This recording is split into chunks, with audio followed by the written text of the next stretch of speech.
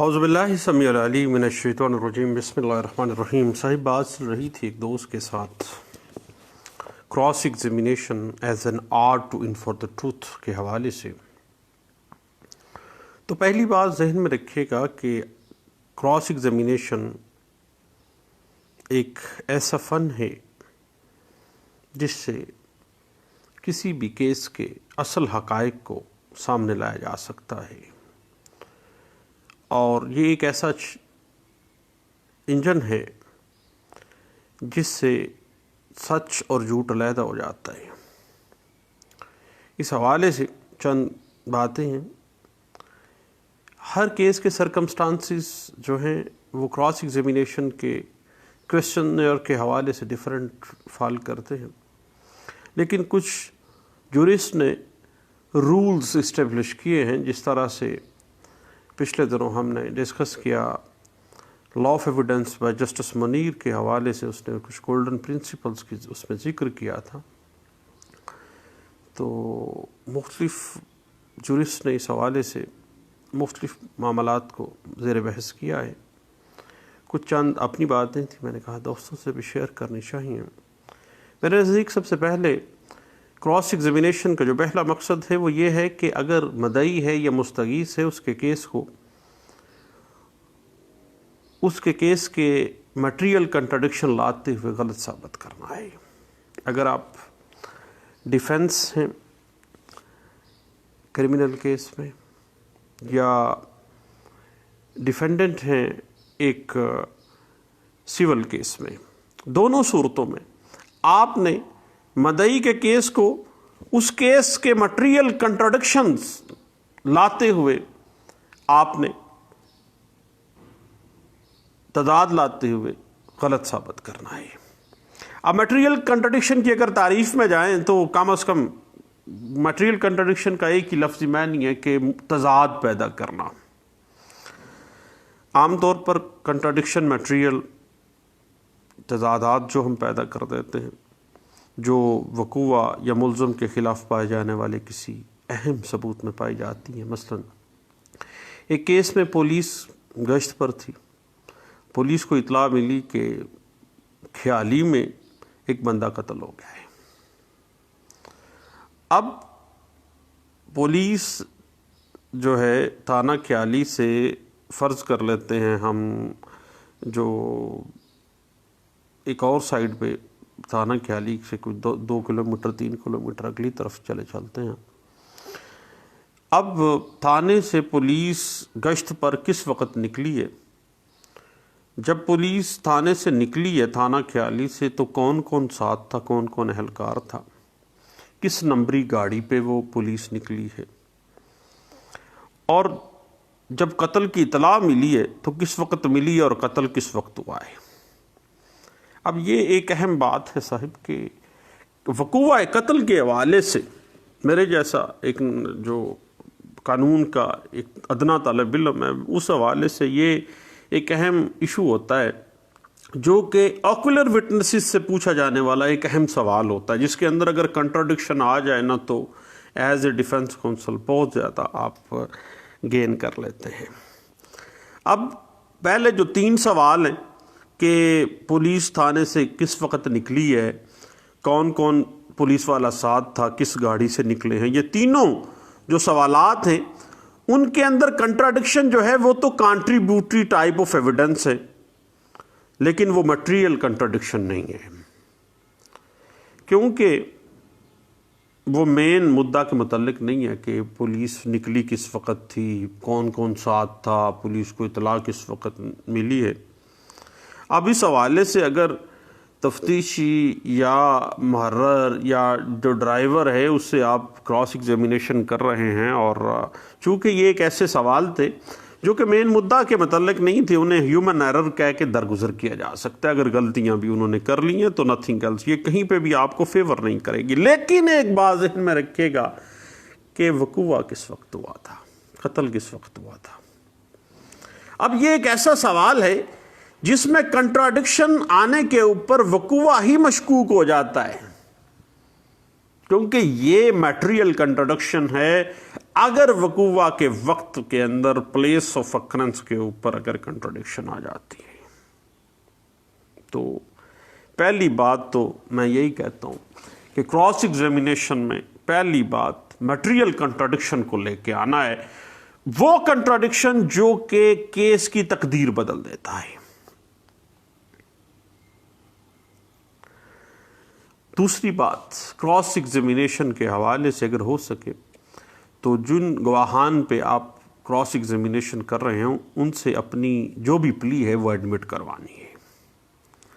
ہمارے ہاں اکثر بہت سے کیسز سچ کی بجائے جھوٹ پہ آپ کو پتہ بنائے جاتے ہیں۔ ان کیسز میں مدعی یا مستغیث آپ کے حق میں پائے جانے والے کچھ اہم پوائنٹس بیان نہیں کرتا ہے، چھوڑ جاتا ہے، کیونکہ سارا کچھ جھوٹ پہ مبنی ہوتا ہے۔ لیکن وہ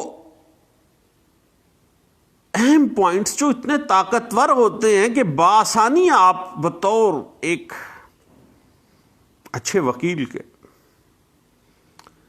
آپ ایڈمٹ کروا سکتے ہیں۔ مثلا ایک کیس میں ملزم اغوا ہوا ہے، ہائی کورٹ میں رٹ فائل کرنے پر اس پر جھوٹا کیس ڈال کر گرفتار کر لیا گیا ہے۔ اب تفتیشی نے ہائی کورٹ پیش ہو کر بتا دے کہ فلاں کیس میں یہ گرفتار ہے۔ اب ایک اہم معاملہ ہے، اب صاحب تفتیشی نے پیش ہو کے بتا دیا کہ فلاں کیس میں یہ گرفتار ہے۔ اب تفتیشی یہ ڈیوٹی باؤنڈ ہے کہ وہ اغوا کے ایلیگیشن پر بھی تفتیش کرے اور فائنل رپورٹ میں اس کو سچا یا جھوٹا بتا دے، جبکہ اس نے اس حوالے سے ایک لفظ بھی نہ ہی اپنی ضمنی میں لکھا ہے نہ ہی اپنے بیان میں لکھا ہے۔ چونکہ آپ کے پاس پہلے سے ہوئی ہائی کورٹ کی ایک رٹ موجود ہے اور تفتیشی آپ کے سامنے بطور گواہ موجود ہے جس پہ آپ نے کراس ایگزامینیشن کرنی ہے، لہٰذا بآسانی وہ مان گیا ہے کہ اغوا کی پلی کو چھپایا ہے اس نے۔ اب اس سے کیا آپ نے کراس ایگزامینیشن میں کیا نکال لیا ہے کہ اس تفتیشی نے ود میلافائڈ انٹینشن کسی اور مقدمے میں پکڑا ہے، جب ریٹ ہوئی ہے تو اس نے فوری طور پر جھوٹا کیس ڈال کے اغوا کا اس میں رکھ دیا ہے بندہ۔ اب یہ چیز ریٹ کی کاپی آپ کے سامنے جو آپ نے وہاں پہ اس کو کنٹراڈکٹ کروا دی ہے ڈیورنگ کراس ایگزامینیشن، تو یہ بات آ جائے گی جیسے پچھلے دنوں ہم نے سغرا بی بی کیس میں دیکھا تھا۔ سغرا بی بی کیس میں بھی یہ انٹرپریٹ کیا گیا تھا کہ تفتیشی کا فرض ہے کہ جس بھی وہ مقدمے میں کسی ملزم کو گرفتار کرتا ہے وہ اس کے اوپر اس نے فائنل رپورٹ میں سچا یا جھوٹا اس کو ثابت کرنا ہے، اس نے بتانا ہے کہ یہ کیا ہے معاملہ ہے۔ اب اس حوالے سے جب وہ لکھا نہیں ہے، جب وہ بیان نہیں دیا ہے، اس نے کسی اور کے جھوٹے کیس میں لے کے آ گیا ہے، تو it mean there is some thing wrong, اور یہ ایک ایسی پلی ہے جو آپ ڈیورنگ کراس ایگزامینیشن اس کو ایڈمٹ کروا لیتے ہیں۔ اسی طرح کچھ کیسز کے اندر مثلا نابالغان کی کسٹڈی کے کیسز ہیں یا بعض ایسے کیسز ہیں جس میں تزکیہ و شہود کا معاملہ آ جاتا ہے، اس میں گواہ کا جو کریکٹر ہوتا ہے وہ آپ نے امپیچ کرنا ہوتا ہے، اور یہی ایک اچھے وکیل کی نشانی ہے کہ آپ کراس ایگزامینیشن میں کس اعتبار سے جو گواہ کا کریکٹر ہے وہ امپیچ کر لیتے ہیں۔ لیکن اب انتہائی ضروری نہ ہو تو میں ذاتی طور پر یہ سمجھتا ہوں کہ ہمیں بطور ایک وکیل کے کسی کے کردار کشی نہیں کرنی چاہیے، اور ضروری نہیں ہے تو پھر ہمیں ایسا نہیں کرنا چاہیے۔ اگر آپ نے کسی گواہ کی کریکٹر کی امپیچمنٹ کرنی ہے تو سٹرونگ شہادت کی بنا پر کریں، صرف الزامات نہیں لگانے آپ نے۔ اب اس حوالے سے مکمل جو فائل ہے کیس کی وہ آپ کی فنگر ٹپس پہ ہو، مثلا وارنٹ ہے، پرچہ سزا وغیرہ، کوئی بھی پیج مس نہ ہو، پیج نمبرنگ کر لیں، ایف آئی آر ہے، ایم ایل سی ہے، پوسٹ مارٹم ہے، اس کے علاوہ چالان ہے، ریکوری میموز ہے، باقی فائل کا ایک ایک پیج جو ہے نا وہ آپ کی فنگر ٹپس پہ آ جانا چاہیے۔ اور اگر آپ کو تجربہ ہے تو پھر 2 سے 3 مرتبہ پڑھ کر کے اس کو آپ کی سمجھ میں آ جائے گا، اور سمجھ آنے سے مراد یہ ہے کہ کیس کا ہر پیج کا لنک آپ کو پتہ ہو یہ کیوں لگایا گیا ہے اور اس کی ایویڈنشری ویلیو کیا ہے. اور جب تک یہ بات آپ کو پتہ نہ چل جائے اس وقت تک اس کو بار بار پڑھنا چاہیے. اس کے بعد اپنے کلائنٹ کی سٹوری کو ضرور سمجھیے. جائے وقوع کا جا کر اگر مناسب سمجھتے ہیں تو مشاہدہ کر لینا چاہیے. کیس جس بارے میں بھی ہے اس کو ضرور سمجھ لینا چاہیے. مثلا اگر چرس کے بارے میں ہے، کنٹرابینڈ سبسٹینسز کے حوالے سے 9C کا کیس ہے، تو پھر آپ کو جو کنٹرابینڈ سبسٹینس ہیں اس کی مختلف اقسام اور اس حوالے سے ہم ججمنٹس پڑھ لینی چاہیے. اور اگر فائر آرم انجری ہے تو فائر آرم انجری ٹائپس جو ہیں، بلیکننگ کا جو معاملہ ہے، برننگ کا ہے، انٹری واؤنڈ ہے، ایگزٹ واؤنڈ ہے، اس سارے پروفائل کو آپ کو لازمی پڑھ لینا چاہیے. اور یہ ساری پوائنٹس آف لا جو ہیں پڑھنے کے بعد میڈیکل جورسپروڈنس کے، پھر آپ کو دوبارہ اپنی فائل کو پڑھنا ہے اور کورٹ کی اجازت سے پولیس فائل کو آپ پڑھ سکتے ہیں. اور اگر آپ کا تجربہ ہے تو پھر 2 3 4 مرتبہ پڑھ کر اس کے اندر ہر حصے میں پائی جانے والی جو آپ نے پیدا کرنی ہے کوئی بھی لکونہ یا کوئی بھی میٹریل کنٹراڈکشن یا کوئی بھی جو بھی کنٹراڈکشن آپ مناسب سمجھتے ہیں آپ کو نظر آ رہی ہے، اسے ہائی لائٹ کرتے جائیں اور یہ لکھتے جائیے گا. یہ ساتھ ساتھ آپ کو کام آتی جائے گی. لے دوستو، اب اس حوالے سے ایک اور اہم بات یہ ہے کہ گواہان کا سیٹ بنانا، گواہان کی تقسیم کرنا. اس کام کے لیے گواہان کا ایک ٹیبل بنا لیں. ہر گواہ کے سامنے اس کی ممکنہ جو گواہی ہے وہ لکھ لیں. اور کسی ایک پوائنٹ یا ثبوت کے متعلق گواہ کو سیٹ کا گواہ کہا جاتا ہے. مثلا وقوع کے عینی شاہدین جو ہیں وہ ایک سیٹ آ گیا، گرفتاری کے گواہان جو ہیں وہ ایک سیٹ آ گیا، ریکوری کے گواہان وغیرہ. اکثر ان کی اجرا ایک ہی دن کی جاتی ہے، یعنی جو سیٹ آف وٹنسز ہیں ان کو ایک ہی دن میں اس سیٹ کو نبیڑ لینا چاہیے. اور فوجداری کیسز میں پراسیکیوشن نے خود گواہان کو سیٹ میں تقسیم کیا ہوتا ہے، لیکن آپ خود سے بھی ضرور چیک کر لیں. مثلا ایک کنٹرابینڈ سبسٹینس کا کیس ہے، منشیات کا، تو اس کیس میں FIR کے مطابق جو کانسٹیبل زید ہے وہ بوقت مبینہ گرفتاری ملزم موجود تھا، لیکن اسے اضافی سمجھتے ہوئے وقوع کا گواہ نہیں بنایا گیا. بعد ازاں یہ بات مبینہ طور پر ملزم کی نشاندہی پر مزید جو ہے وہ منشیات ریکور کی گئی، اور اب اس زائد ریکوری کا گواہ جو ہے وہ اس کانسٹیبل زید کو رکھ لیا گیا ہے. اب پراسیکیوشن زید کو صرف دوسری ریکوری تک گواہ بنائے گی.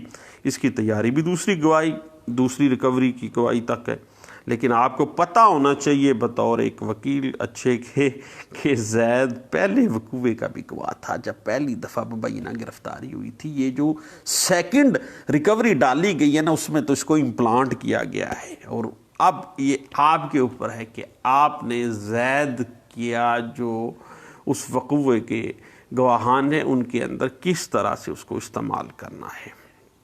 اس کے بعد اہم بات یہ ہے کہ کیس کی سٹوری کی مختلف حصوں کے اندر آپ نے تقسیم کرنی ہے کراس ایگزامینیشن کے وٹنسز کے حوالے سے. اب ہر کیس میں بہت سے سٹیپس اور ثبوت ہوتے ہیں. اپنے خلاف پائے جانے والے ہر ثبوت کو الگ سے تقسیم کریں، کیونکہ ممکنہ طور پر آپ نے ہر ثبوت میں کنٹراڈکشن پیدا کرنی ہے، اور یہی ایک اہم اصول ہے کراس ایگزامینیشن کا. ہر پوائنٹ یا ہر ثبوت کے متعلق الگ الگ سے تیاری کرنی ہے. مثلا ایک نامعلوم ملزم قتل کیس میں جو ہے بطور ملزم گرفتار ہوتا ہے، اس کی شناخت پلیٹ آلہ قتل اس کا برآمد ہوا ہے. اب اس کیس کی جو تقسیم ہے وہ کن پوائنٹس پہ ہو سکتی ہے؟ مثلا وقوع قتل ہے، عینی شاہد ہے کوئی، قتل کی خبر کیسے ہوئی، جائے وقوع کیا ہے، جائے وقوع کا نقشہ کیا ہے. اگر کچھ ایمٹیز وغیرہ وہاں سے ریکور ہوئی ہیں تو وہ دیکھ لیں. FIR ہے، پوسٹ مارٹم رپورٹ ہے، مرگ رپورٹ ہے، ریکوری میموز ہیں اگر کوئی ہے تو، گرفتاری ملزم ہے، شناخت پریڈ ہے، ریکوری پسٹل ہے اگر کوئی اور چیز ہے، اگر فرینزک رپورٹ کیا آئی ہے آلہ قتل کی پستول ہے یا جو بھی چیز ہے، اور اس کیس کے حوالے سے 161 کے جو گواہان کے بیانات ہیں ان کو کس طرح سے. اب اس کیس کی تقسیم کر کے ہر پوائنٹ پر آپ نے چونکہ کنٹراڈکشن لے کے آنی ہے، ہر پوائنٹ پہ الگ سے آپ نے تیاری کرنی ہے. اب پھر اہم بات ہے کراس ایگزامینیشن میں کہ کون سے سوالات کرنے اور کون سے سوالات نہیں کرنا. یہ کراس ایگزامینیشن میں سب سے اہم مرحلہ ہے. اس مرحلے میں خاص احتیاط سے چلنا ہے. وہ سوالات جو کرنے ہیں انہیں آپ تقسیم کر لیں. مثلا وہ سوال جن کا جواب آپ جانتے ہیں وہ ثابت کر سکتے ہیں، اور اس جواب سے حاصل ہونے والے مقصد کو آپ جانتے ہیں وہ ضرور کر لیں. اور اگر آپ نے فائل اچھی طرح پڑھی ہے، سمجھی ہے، پراسیکیوشن اور اپنے کلائنٹ کا موقف اچھی طرح سے آپ نے دیکھا ہے، تو ہر کیس میں کم از کم 90% سوالات وہ ہیں جن کے جوابات آپ کو پتہ ہے کہ جواب کیا آنا ہے، کیونکہ وکیل کو پتہ ہوتا ہے جب اس نے فائل کو بار بار پڑھا ہوتا ہے. مثلا میں نے ایک کیس میں اب مجسٹریٹ صاحب کے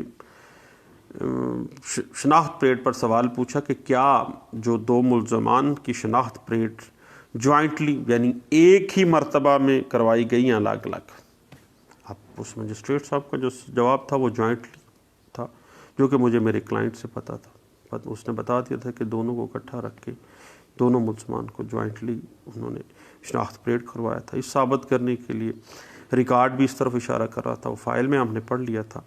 جبکہ اس جواب کو حاصل کرنے کا مقصد شناخت پلیٹ کی جو لیگل ویلیو ہے اس کو ختم کرنا تھا، کیونکہ جوائنٹ شناخت پلیٹ کی قانون میں کیا قانونی حیثیت ہے وہ آپ کو پتہ ہے. اس حوالے سے میں نے رلائی کیا تھا کنور انور علی کیس کی ججمنٹ تھی PLD 2019 سپریم کورٹ پیج 488 جو ہے اس پہ میں نے ریلائنس کیا تھا، اور وہ ملزم جو ہے وہ بری بھی ہو گیا تھا.